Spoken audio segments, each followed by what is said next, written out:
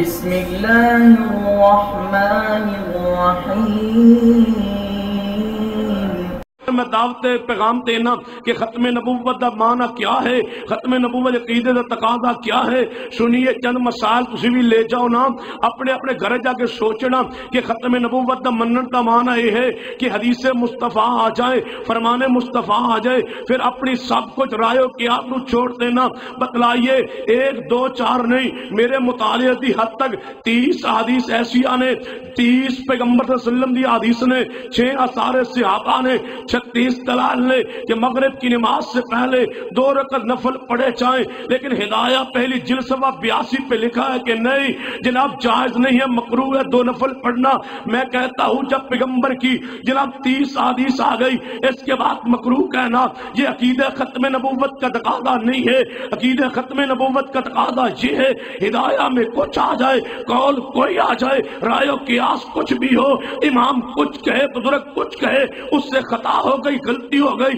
سب کچھ چھوڑ دے، پیغمبر کی حدیث مان لے۔ سنیے حدیث پیغمبر ہے کہ جب جمعے کا خطبہ شروع ہو 2 رکعت پڑھے بغیر نہ بیٹھے، جبکہ آپ کی کتابوں میں لکھا ہے کہ جمعے کا خطبہ ہو کوئی نماز نہیں ہوتی۔ جہاں یہ حدیث میں ہے کہ فجر کی اذان سے پہلے، فجر کی اذان سے پہلے ایک اذان، سحری کی حدیث صحیح البخاری میں ہے، تمہارے ہاں لکھا ہے کہ نہیں فجر سے پہلے کوئی اذان نہیں ہے، جبکہ حدیث بخاری میں فجر سے پہلے اذان موجود ہے۔ جہاں یہ حدیث میں اقاری تکبیر موجود ہے، تمہارے مسلک میں لکھا ہے کہ نہیں جناب 2 اقاری تکبیر جائز نہیں ہے۔ حدیث میں لکھا ہے کہ معجل صورتیں پڑھی جا سکتی ہے۔ کیا معنی کہ جمعہ کی نماز میں جناب پہلی رکعت میں سورۃ الاعلیٰ، دوسری میں سورۃ الغاشیہ پڑھی جا سکتی ہے، مختص کر کے، خاص کر کے، معجل کر کے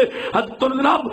صورتیں پڑھی جا سکتی ہے۔ جیسے فجر کی نماز میں جمعہ والے دن پہلی رکعت میں سورۃ السجدہ، آخری میں سورۃ الطار پڑھی جاتی ہے، تیرے ہاں لکھا ہے کہ نہیں معجل صورتیں نہیں پڑھی جا سکتی۔ حدیث میں آتا ہے کہ تصویب بدعت ہے، تیرے ہاں تصویب اذان کے بعد گلیوں میں اعلان کرنا یہ جائز لکھا ہوا ہے۔ بتائیے حدیث میں ہے ایک مسجد میں ایک جماعت ہو جائے دوسری جماعت جائز ہے، تیرے ہاں لکھا ہے کہ نہیں دوسری جماعت نہیں ہوتی۔ حدیث میں لکھا ہے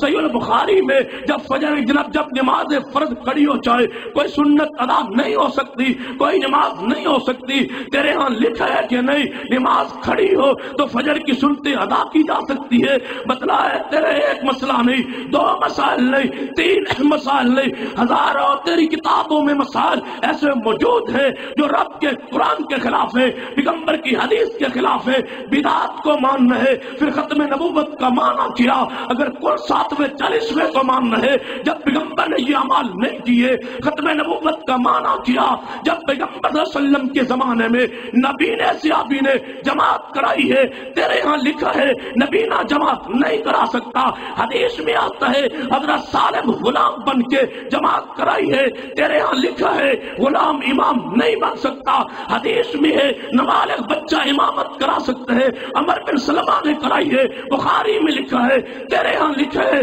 کہ نبی نہ نہیں کرا سکتا۔ حدیث میں حکمار مقرر نہیں ہے، تیرے ہاں حکمار مقرر کرنا ضروری اور لازم ہے، کم از کم 10 درہم یا 32 روپے کچھ آنے موجود ہو تب نکاح ہوتا ہے، جبکہ حدیث میں یہ متعین نہیں ہے۔ ایک مسئلہ ہو تو تب بھی معاف کیا جا سکتا ہے، 2 مسئلے ہو تب بھی معاف کیے جا سکتے ہیں، ہزاروں مسائل ایسے ہیں جو تیری فقہ کتابوں میں موجود ہے، رب کے قرآن کے خلاف ہے، پیغمبر کی حدیث کے خلاف ہے۔ یہی دعوت اہل حدیث ہے کہ پیغمبر کی ذات آخری ہے اور بات آخری ہے۔ اگر پیغمبر کے بعد کسی امامت کو کھڑا کرنا ہے، پیغمبر کے بعد کوئی اور نام رکھنا ہے، پیغمبر کے بعد کسی اور بستی شخصیت کی طرف منسوب ہونا ہے، پیغمبر کے بعد کسی کی رائے و قیاس کو حدیث پر مقدم سمجھنا ہے، پھر قصور کیا ہے مرزا عزت کا؟ آئیے اپنا گھر صاف کیجئے، اپنے عقائد صاف کر کے ذات اور بات کو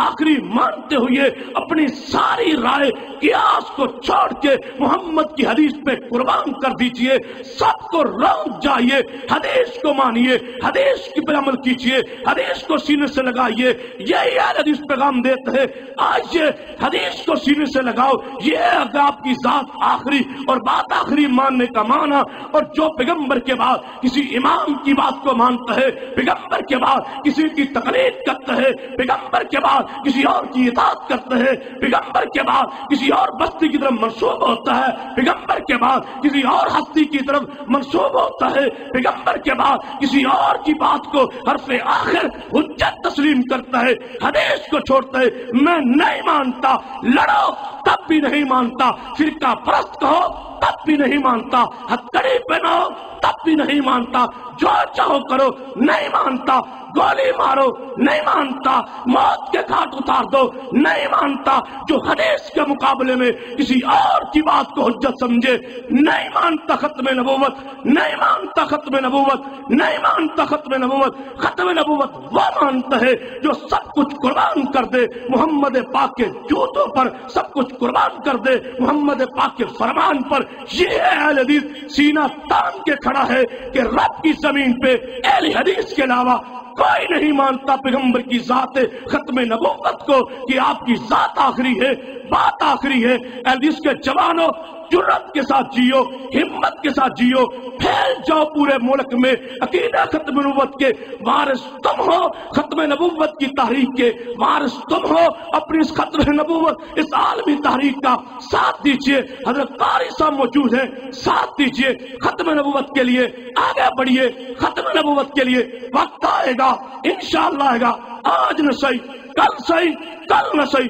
پرسوں صحیح، ساری زندگی میں آئے نہ آئے، ساری موت تو بعد آئے، وقت آئے گا انشاءاللہ قرآن و حدیث غالب آ کے رہیں گے، قرآن و سنت غالب آ کے رہے گا، مسلک حدیث غالب آ کے رہے گا۔